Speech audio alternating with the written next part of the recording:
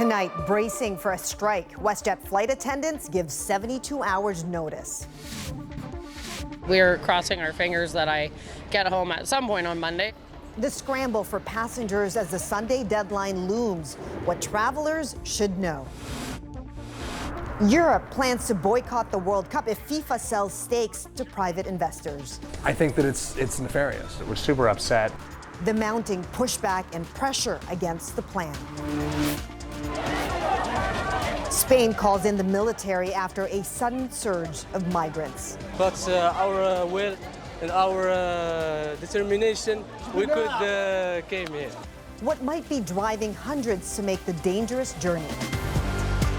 From CBC News, this is The National with Chris Reyes. Thank you for joining us. Adrian is away. The countdown is now officially on to a potential strike and lockout at WestJet, right as so many Canadians are jetting off on summer holidays. The Canadian Union of Public Employees and the company have now issued 72-hour strike and lockout notices. And that means flight attendants could be off the job at 12:01 a.m. Mountain Time on Sunday, grounding most of the airline's flights. And with them, potentially grounding thousands of passengers as well. Anis Haydari, with the options that they're weighing now as WestJet and the union push for a solution at the bargaining table. A possible strike is guaranteed frustration, at least for some who fly WestJet. It's nice to know that you're going somewhere and then getting back safely and comfortably and easily, but in this case, WestJet hasn't made it possible for us. I don't trust the airlines to refund anything in any meaningful timeline. Key issues for flight attendants include what they're paid for and how much. They could be off the job by Sunday morning. The union and company have now issued 72-hour strike and lockout notices, leaving some passengers in limbo. I don't know if I would have booked with WestJet if I knew that this is what was happening. And many alternatives aren't great. Many of the cheap flights were going to be probably 23 to 25 hours one way instead of 8 hours. A labor dispute could mean Ken Whalen's trip to Dublin to celebrate his wedding anniversary might not happen. What do? Get backup flights for your rental and your hotel and your everything? Like, and have a backup for the backup? That's not feasible. For now, travel up to next Tuesday can be canceled or changed without a fee. But in many cases, the company is only crediting that value towards future flights. I was surprised, to tell you the truth. I thought I would get a refund in cash, not travel credit. A lack of cash refunds isn't unusual, say industry watchers, who also warn you might be giving up rights if you choose to cancel before WestJet cancels on you. If you'll be delayed by 48 hours, then they're responsible to book you on any airline, including competitors. That's a lot easier said than done in peak summer travel season when planes are already full. The union and company both say they are still negotiating, so a strike isn't a sure bet, but the clock is ticking. That pressure cooker environment that the threat of an impending strike deadline creates, that often creates the conditions that are necessary for the parties to actually knock their heads together and come out with a negotiated agreement. It's unclear so far where negotiations are at. Both sides say they are committed to avoiding a strike. For now, passengers need to keep checking schedules to see if their flight takes off. So, Anis, at this point, can the federal government step in to prevent flight cancellations? The federal government has stepped in before when airlines have been on strike or locked out, but always after a picket line has gone up, really not before. And while it is possible for them to step in, for now they've said they're not interested in doing that. They want to see a negotiated deal. However, unions and labor experts have also pointed out if the federal government does step in and a company expects them to step in, it takes away a lot of the incentive to negotiate a deal. All right, Anis, thanks for that. You're welcome. And backlash is growing tonight to the FIFA president's plan to sell stakes in the World Cup to private investors. Several soccer federations are now calling foul, and as Alexander Silberman tells us, the largest of them is even threatening to boycott. At this Montreal pub, a popular gathering place for soccer fans. Anger over FIFA's plans to sell stakes in the World Cup to investors. I think that it's nefarious. And support for UEFA, European soccer's governing body, now threatening to boycott the next World Cup. We're super upset. The club game will get bigger and people are going to stop watching international football. UEFA's member associations voted to sit out the next tournament if FIFA moves forward with its plan.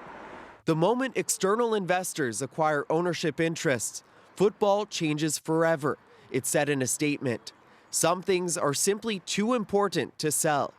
The pause might just give us a chance for some common sense to prevail and more sensible and measured discussions to take place about the future of the game. A proposal, an offer, it's part of a democratic process. FIFA's president is defending his plan, developed in secret and revealed Wednesday, for a partially private subsidiary to run events, with funding offered to member nations who approve it. Intended investors include a company founded by Joshua Kushner, the brother of Donald Trump's son-in-law. It's utter nonsense that this private money is going to grow the game that is growing already. The recent World Cup generated a record-breaking $21 billion. Experts say there are widespread concerns investor involvement will alter the sport, and the European boycott is likely to sideline the proposal. But UEFA represents 55 countries in football, soccer. If they pull out of any event, you have a shambles. UEFA is not alone in its condemnation of Infantino's plan. After an emergency meeting, CONCACAF, the governing body for North and Central America, including Canada, rejected the proposal. So far, there's been no official response from FIFA to the latest pushback, nor, Chris, to the proposed boycott. So, Alexander, what does all this opposition mean for Gianni Infantino? Well, Chris, Infantino has really grown the game financially in his 10-plus years of running FIFA, so many of the soccer federations have supported him. But fans and critics have questioned Infantino's leadership long before he presented Donald Trump with the FIFA Peace Prize. So there's no telling how or if he can survive the current showdown. All right, thanks for this. Alexander Silberman in Montreal. Chaotic scenes out of North Africa as thousands of Moroccan migrants overwhelmed the Spanish enclave. Scores of people came from the sea rushing past authorities. Tanya Fletcher shows us the breach that has many wondering what triggered it. Shouts of "Long live Spain" rise from the mass of migrants streaming into the Spanish enclave of Ceuta. Starting on the Moroccan side a few kilometers away, waves of people wind their way up cliffs along the shoreline, then swim across, some at sea for hours, many just kids. Climbing the rocks around this fence, they rush the border and run through the streets, cheering as police look on. It's been a very tough experience to go from the ocean. It was very tough. The police officers tried to stop us, but our will and our determination, we could came here. Over the past week, thousands of migrants have made the dangerous journey. At least 9 have died trying. Migrant centers are overwhelmed, leaving hundreds sleeping in the streets. Spain is now deploying the military to help.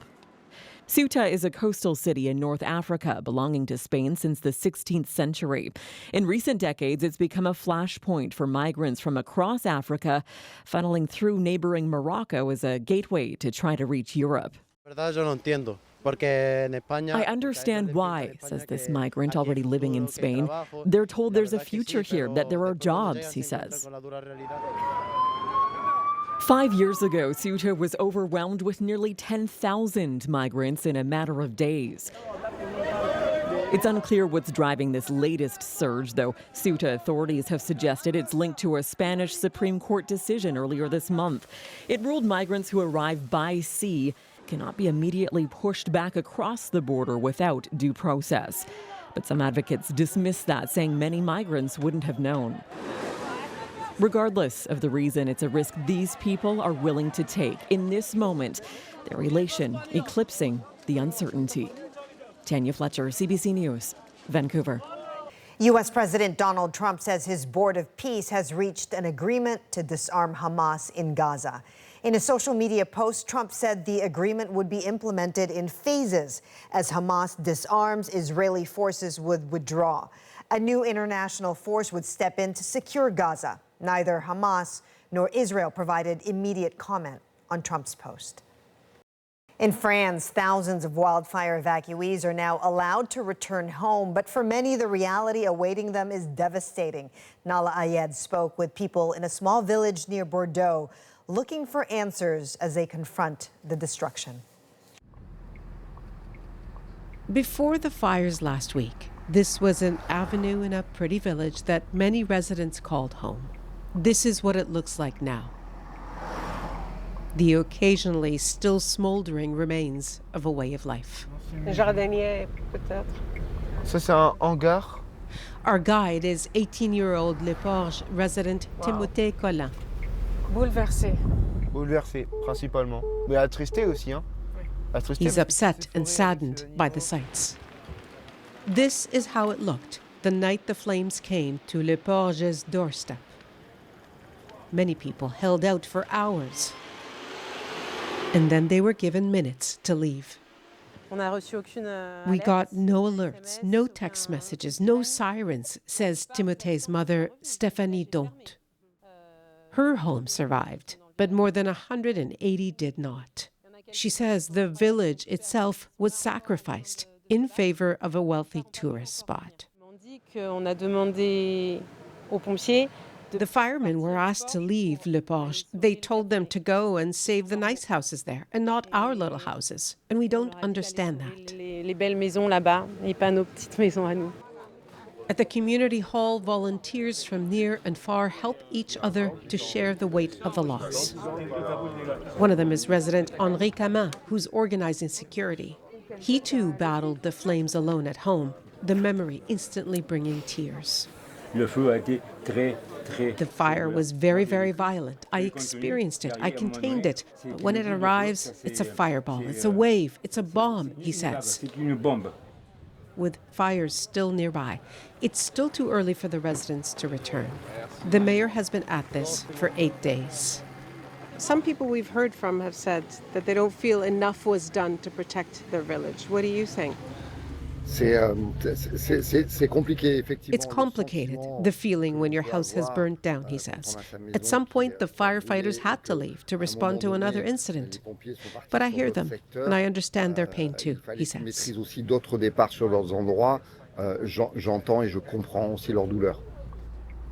Pain that will endure because it now shares an address with home. Nala Ayed, CBC News, Le Porge, France. Spain has lifted its state of emergency after a major wildfire near Madrid was brought under control. But officials warn the danger isn't over. Around 1,000 people still can't return home as at least 10 other significant wildfires burn across the country. In Greece, 3 firefighters have died as fast-moving wildfires wreak havoc on the island of Crete. Thousands have been evacuated from the popular holiday destination, with hot, dry conditions expected to continue. In Ontario, First Nations are demanding accountability for the province's wildfire response. Chiefs say the government failed to act when several large fires put lives at risk. Michelle Song shows us the renewed calls for a public inquiry. Decimated by wildfires, Namigu-Sasakagan First Nation says they want answers about why they were forced to flee on their own with not enough warning or help from the government. We are here because a story shared by other First Nations. Ontario is missing in action when it comes to the response of what we faced in our community, and they continuously do that today. Leaders are doubling down on their calls for a public inquiry, arguing the province didn't properly prepare for this year's wildfire season. There's questions that need to be asked, responses that need to be catered or accommodated to include First Nations, our remote communities in the north. There's a lot of things that were overlooked. The province says the fires this year were erratic and hard to predict, but wouldn't say if it would launch a public inquiry. I have spoke with several other leaders of communities who have been evacuated and taken the feedback on what we can be doing better. Public inquiries can provide an in-depth and transparent investigation, but tend to be expensive and lengthy, says this legal expert. If there was going to be a public inquiry, and I stress if, because that's a decision for the government, I would want to make it very focused and not have many, if any, public meetings of the inquiry, because that's what tends to take time and slow things down. The province says it will conduct a review after all the wildfires are contained for ways to improve efforts next year. But it's unclear when or how that information will be made public. Michelle Song, CBC News, Toronto. In BC's southern interior, so-called planned ignition fires are underway to help contain the largest wildfire in the province. Planned ignition fires are controlled to reduce the burnable materials near an active fire. This ignition will support containment efforts to safeguard property and infrastructure. This ignition operation will only go ahead if conditions are favorable for burning. This is a new view of the Big Bar fire complex near Clinton.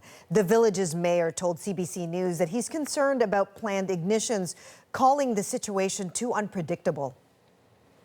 Canadian trade negotiators remain in Washington tonight, trying to hammer out a deal before more U.S. tariffs kick in next month. But as Kate McKenna shows us, back here at home, the federal government is working to connect Canadian businesses with other trading partners. The Prime Minister's message during a visit to the Port of Vancouver. Canada must sell more to the world. More than $1 billion of goods move through this port every single day. Canada's gateway to trading with Asia in focus during a push to diversify. Within the next decade, it's not going to be enough. And it's certainly not going to be enough if we're going to grow this economy, become stronger, more independent, more diversified. On the same day, Ottawa and Ontario's government announced $5 million to help companies find new markets. We lean in. And the federal government announced a new office. Today we are launching Canada's first ever strategic exports office, working side by side to help our best companies win the biggest contracts in the toughest markets around the world. But right now, the toughest market to deal with may be the United States. U.S.-Canada Trade Minister Dominic LeBlanc met with his counterpart on Wednesday, intensifying talks ahead of a mid-August deadline to impose new 50% tariffs on some Canadian exports. The good news here in the embassy in Washington is that it's a beehive of activity. We have all of Canada's best negotiators here. They are very active. They've been here all week. Despite calls from Ontario's Premier, Mark Carney said this week he doesn't see the value in using Canada's energy as leverage in trade talks. Being a reliable supplier is important. Canadians are reliable. Canadians can be trusted. I am pleased to join the Prime Minister. In a statement, Alberta's Premier responded, saying, "I've been clear that an export tax on Alberta oil and gas or the halting of supply to the U.S. is not going to happen. And I'm encouraged that Prime Minister Mark Carney doesn't see value in taking such action either." The Prime Minister is saying we ought not to really make the United States suffer and remember that we are the reliable, friendly trading partner. Carney says his goal is to reach some sort of agreement with the U.S. before the new tariffs are set to kick in on August 19th. Kate McKenna, CBC News, Ottawa. The Winnipeg Police Hate Crimes Unit is investigating after an attack on a local mosque last night that happened while people were inside. Police say someone drove by and possibly shot at the windows, and then later 2 suspects broke more windows with an unknown object. They believe the same suspects were there earlier in the evening shouting racist comments at people. No one was injured, but the imam says everyone was shaken. Islamophobia is not abstraction. We all remember about Quebec City incident, the terror that happened in London, Ontario. However, it is only this week that we frightened reality came directly to us. Winnipeg police are increasing their patrols around the Islamic Center and other mosques in the city. The U.S. has launched a new wave of strikes against Iran. Washington says it's retaliation for what it calls an attempted surprise attack on a U.S. military base in Jordan. Tom Perry now on the widening war and the push to restart peace talks. America's on-again, off-again war with Iran once more heating up. U.S. Central Command unleashing what it calls a heavy wave of strikes against Iran's Revolutionary Guard. Iran's Red Crescent Society says the strikes hit a residential building, killing 3 members of a family, including a child. The U.S. says these latest attacks are in retaliation for Iran firing ballistic missiles at a U.S. base in Jordan on Tuesday. 3 U.S. service members were killed at the same base earlier this month. So we had 5 rockets shot going 8,500 miles an hour, and all 5 rockets were knocked down to the ground. But they nevertheless took a shot, so it's our turn. The fear now is of this war expanding. Egypt was hit this week for the first time when a drone attack set 2 vessels on fire at a Mediterranean port that's a shipping hub for liquefied natural gas. While in Iraq, members of an Iranian-backed militia are vowing revenge after joint strikes by the U.S. and Saudi Arabia this week killed at least 20 of its members. This aggression will not go unpunished, says Hussein al-Massawi, a spokesman for the group. At the United Nations in New York, a warning about further escalation. If the parties do not return to negotiations, you could have a widening of the conflict. Though in Iran's capital, there remains defiance. As a citizen, I want us to fight and not allow them to commit aggression against our soil, this man says. A similar message coming from Iran's foreign minister saying his country would never accept what he calls a U.S.-style ceasefire. Iran vowing to keep up the fight. Tom Perry, CBC News, Washington. Russian strikes across Ukraine have killed at least 13 people, including children, and wounded dozens more. The overnight barrage hit cities across the country, including the capital. Ukraine says the attacks underscore its urgent need for more Western air defense systems. Russia, meanwhile, insists it only targeted military facilities. Copper theft is on the rise across the country. People are getting more and more organized and creative in how they do this. Why it's a costly and disruptive problem for telecom companies. Next. Plus, erosion threatens homes in an East Coast community. If we want to build and continue to develop our communities, we have to change our way of thinking. How a warmer climate is driving erosion. And later, crowds at the Commonwealth Games get a little surprised.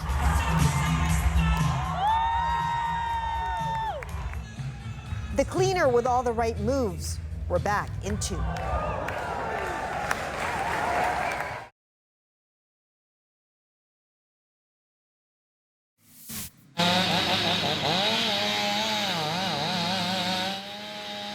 Cleanup is underway in southern Manitoba after extreme weather Wednesday night. Environment Canada recorded the highest wind speed in Brandon at 133 kilometers per hour. Nearly 3,000 lightning strikes were recorded within Winnipeg and the surrounding area. At its peak, more than 30,000 customers were left without power. Telecom giant Bell is reporting a surge in copper wire theft across the country. Thieves target telephone lines to cut out and sell the valuable metal. As Nisha Patel explains, the impact of the crime can be widespread and costly. At this Ontario salvage yard, founder Gary Dvorkin says more people are coming in trying to sell copper scraps. If you're bringing 100 pounds and you get $700 or $800, that's a lot of money for most people. The metal is used in everything from electric cars to data centers to telephone lines. Soaring demand pushed prices up 44% over the past year. That's making the metal a target for thieves. These days, Dvorkin is extra vigilant. I'd say we look out all the time. We do. If somebody's a new customer and they bring in a lot, the guys are told, our guys, to ask them for a driver's license. Electrical infrastructure has been tampered with, sparking power outages and damage. Telecom company Bell says it recorded almost 1,000 incidents of copper theft and vandalism across Canada over the first half of the year. That's up 78% compared to the same time last year. People are getting more and more organized and creative in how they do this. So it's becoming a bigger issue for everybody right now. Bell says thieves are cutting down telephone lines to remove the copper wire inside, and sometimes cut through fiber optic cables too. That can disrupt internet and TV services and cut off the connection to 911. Typically, they'll do it when there's not a lot of eyes watching. So we find that most of the stuff happens at night. The majority of theft is taking place in Ontario, though there's been a serious uptick in New Brunswick and Quebec. We need people that are working around the clock to repair these services and bring in specialized equipment. So it can be quite costly. And each incident would be maybe in the tens of thousands of dollars or more. Bell says it's installed cameras and alarms to deter theft and has also been swapping some copper lines over to fiber. Canada strengthened federal laws this month too. Thieves who damage critical infrastructure will now face harsher sentences. Nisha Patel, CBC News, Toronto. The federal government has promised billions for new housing, but there are questions about how it will be built. If I could be part of the solution, that would make me extremely proud. Nick Purdon looks at how to get more workers to fill the labor gap. Plus, the water threatening to sweep away homes on an East Coast island. There's no question this is connected to warmer temperatures from climate change. Yeah. A family's losing battle with the warming climate.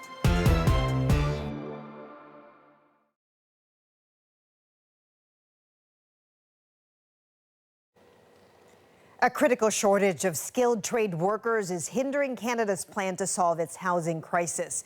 The federal government has pledged to build millions of new homes in the next 5 years, but who will construct them? Back in the spring, Nick Purdon met some of the people trying to answer that question. If I could be part of the solution, that would make me extremely proud. I would probably be the best person for the job. There is not enough skilled trades professional in the pipeline to meet the demand of what we need in our economy. Can we start taking some of these robots and bringing them to site? It's not about removing the human from this process. It's about working smarter. One of the biggest issues facing the country is the housing shortage. That's why the federal government has promised 4 million new homes by the year 2031. But the question is, who's going to build them? There's a major shortage of construction workers, 250,000 of them set to retire in the coming years. So what can be done? How do you get more people into the trades? Onika Campbell is learning carpentry. She says she never thought she could be part of the solution to the shortage of skilled labor. So yeah, I'm just hoping to find a job and be able to do well for myself. Nice. Okay, yeah. I mean, that's true for everybody here. Each person is part of an intensive and free 8-week training course. But the surprising part is, to qualify, you have to be going through tough times. When I got accepted to the program, I was weeks away from eviction. Like, notice already there. Essentially, I was just waiting for the sheriff to show up and tell me that I had to go. I would have just been on my own, homeless, really. Onika says she wants to build houses because she understands the housing crisis firsthand. I had to work 3 jobs to maintain myself and be able to pay rent. You have to sacrifice so much time just to be able to sleep somewhere and have a roof over your head. Onika and all the trainees here are paid minimum wage. I mean, that's how they're able to be here. So they're going on that site tour tomorrow with Emma Wood is the director here. She works for a nonprofit called Blue Door. And their Construct program has trained 800 participants in the last 5 years. And nearly 3/4 of them have found jobs in the skilled trades.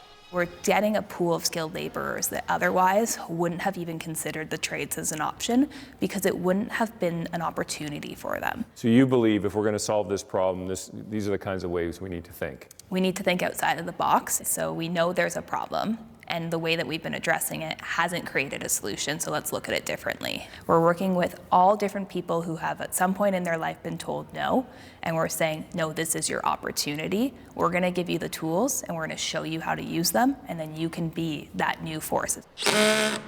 Take Duval Smith. He hasn't even finished his training, and he's already working part-time. I needed to change the course that my life was heading in. I used to get in a lot of trouble with the law and stuff like that. I've served some time, significant amount of time. Are we helping them? If I can be part of the solution where I help build these affordable houses, which in return gives some families some relief financially, all the best. Here at Construct, they're getting more workers into the trades, and they're set to expand their programs across Canada. Still, the magnitude of the skilled labor shortage is massive. Perfect. It's really getting good suction. And here at the MacEwan School of Architecture at Laurentian University in Sudbury, Ontario, they've got a different perspective on how to solve the shortage. We need to start to think of ways that we can actually reduce our labor when it comes to building homes. And it's only by finding efficiencies through technology that we can actually start to lower the cost of construction. That's Stephen Bates, professor of architecture. And for him, the solution has to do with changing the way we build. I think this industry, the construction industry, needs to adopt technology. It needs a different model in terms of how we're building homes to be able to meet the demand. One of the things Stephen does here is develop robots for construction. For example, today he's working on Warthog, a highly mobile robot with different arm attachments so it can carry heavy things. Austin Barrett is one of Stephen's students. So is this the kind of robot that would actually go to a housing construction site? Yeah, so like it's fully reinforced for a construction site. It's sealed off, so like dust and all the water and rain, and all that wouldn't affect it. Hopefully this would work like a regular human would on a construction site. It can do the work of how many, you figure? I would say like 2 or 3 at a time. It can speed up the whole process. You can only load so many concrete bags from A to B. This can just do that 24/7, even just change its own battery. Austin might not be what you picture when you think construction. He's a computer science student. Wait, that seems definitely slower. It does, That yeah. definitely seems slower. Yeah. Stephen says that robots will soon transform what some construction workers do. The construction worker of the future is one that can start to integrate technology through AI, through robotic programming. We can actually attract young, tech-savvy adults into this industry that otherwise not interested in construction, but certainly interested in construction when you merge that world with technology.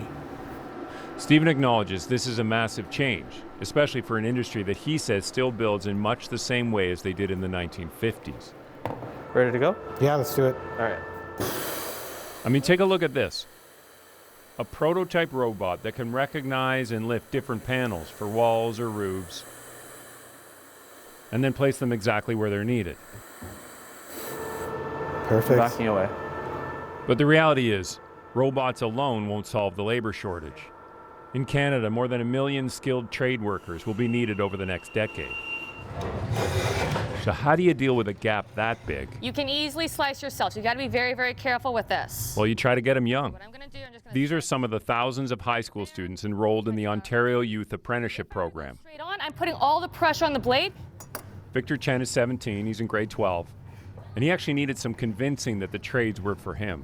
I'm putting up my senior year of high school to be able to join this program, to be able to gain all this experience. It's hard to wager both all of this experience and all the memories and experiences you would have made in high school as a senior as well. Now being in the program, I can tell myself 5 months back that 100%, this is the program, this is where I belong. Do you see yourself working in construction in the future? Oh, 100%. 100%. 100%. No doubt. I can see myself 10 years down the line, working in the trades every single day, getting up at God knows when, just to go to work every single day. You're all in? Yes, sir. I'm all in. Yeah, so that means we got to adjust this. Okay, great. I'm going to let you keep going. I'm going to check in maybe in a little bit.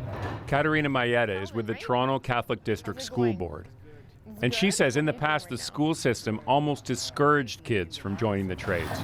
And she spent 6 years trying to change that. That's one kind of crisis that we've been trying to deal with at a high school level, getting more students interested, promoting, having them understand the benefits of getting into the skilled trades for a long time. In a lot of school settings and just in general, we frame success only by the yardstick was university. Hi guys, how's it going? Good. Katerina says one big change is that more young women apply to the co-op programs than ever before. Why did you choose to do this? Carpentry, because I like the idea of hands-on stuff, and I also wanted a career that's not going to get taken over by AI. That Brie Bregues is here matters because right now women make up only 5% of the workforce in the skilled trades. And getting more women on the job is the other solution they're working on here. You did an 8th by accident. It's okay, no worries. Hey, this is why we're learning.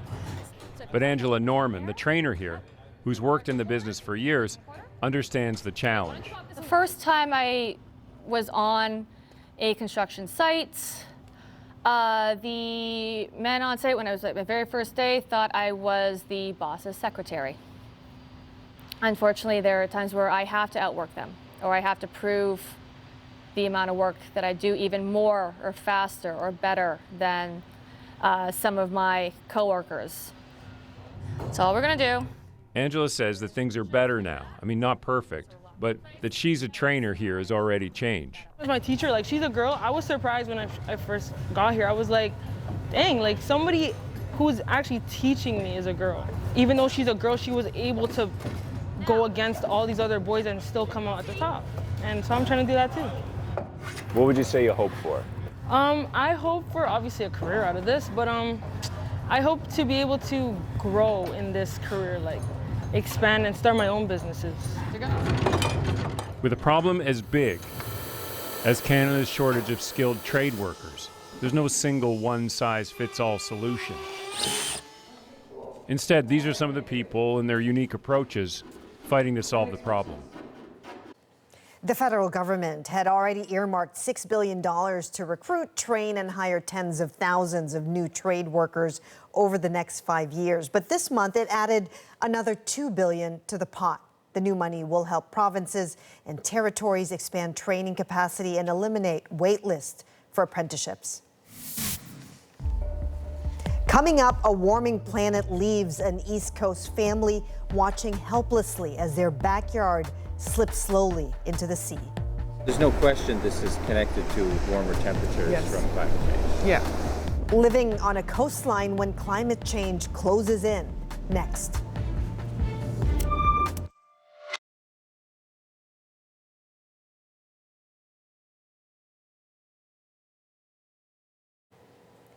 A Maritimes family is losing its battle against a warming planet. Reynald Guignard's house has been in his family for 7 generations, but now, as Jacques Poitras shows us, climate change is coming for it.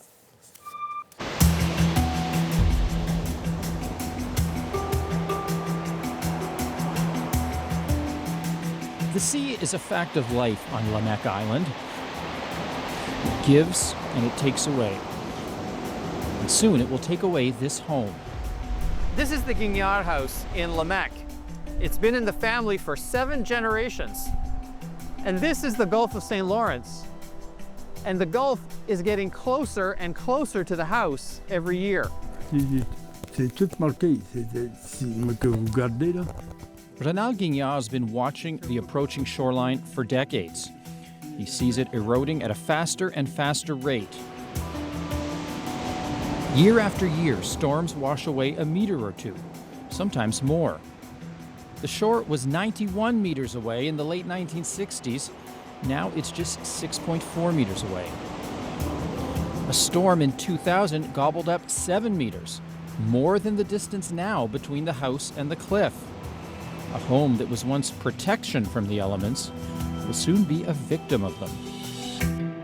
C'est plus rapide parce que la mer est plus haute. Le niveau de la mer a monté. Guignard says the sea level is higher. Because of warmer temperatures, the ice that used to cover the Gulf from November to May is increasingly rare, no longer holding back big waves from winter storms. When you don't have this ice, block of ice, so the big waves, because we have all the storm in the fall, winters, particularly in fall, end of fall, so the big waves, high tide, if we have all these circumstances together, it can contribute to remove more sands along the coast. There's no question this is connected to warmer temperatures from climate change. Yeah.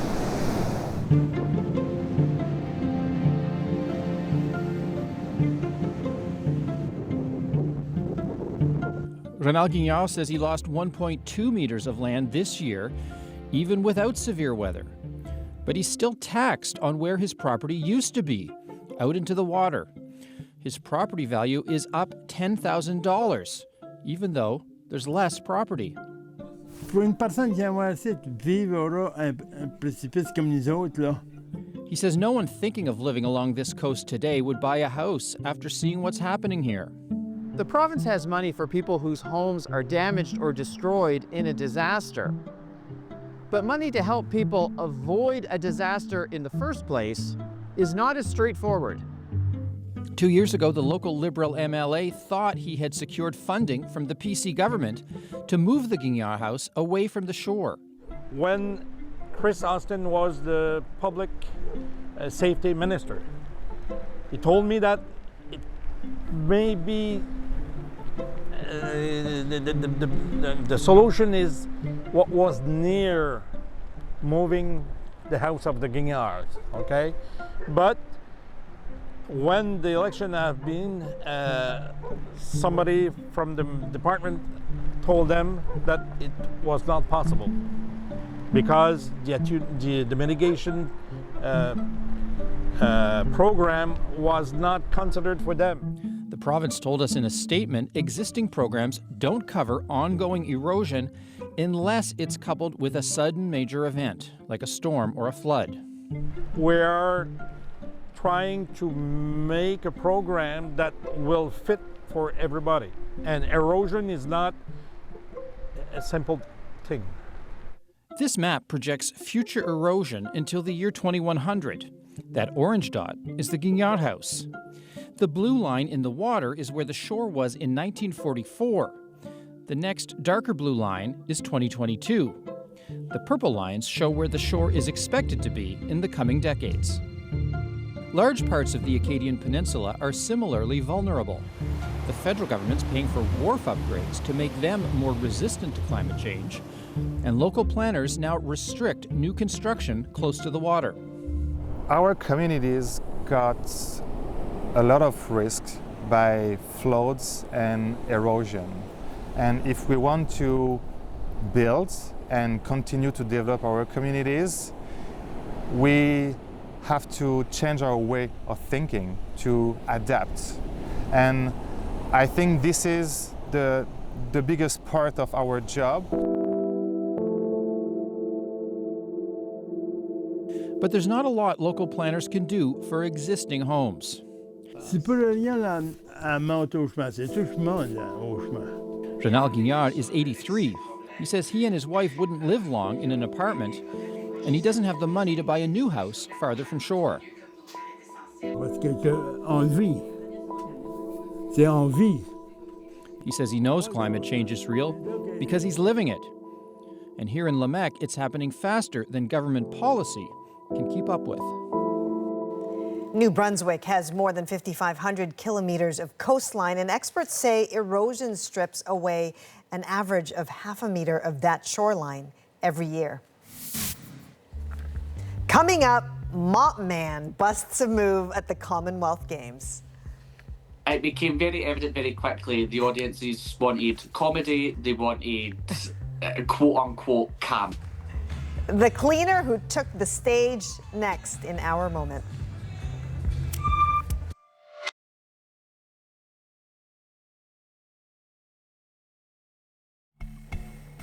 Okay, so this is CJ Miller, or better known as the Mop Man. The performer took on a unique job at the Commonwealth Games, a flash mob dancer disguised as a cleaner.